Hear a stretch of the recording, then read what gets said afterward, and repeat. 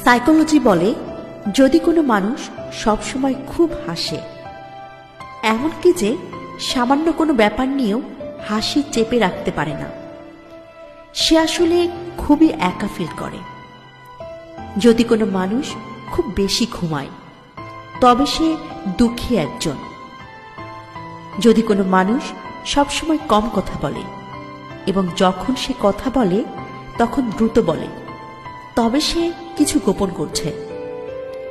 যদি কোনো মানুষ কাঁদতে না জানে বা কখনো কাঁদতে না পারে, তবে সে দুর্বল। যদি কোনো মানুষ খাওয়ার সময় সভ্যভাবে না খায়, তবে সে খুব চিন্তিত।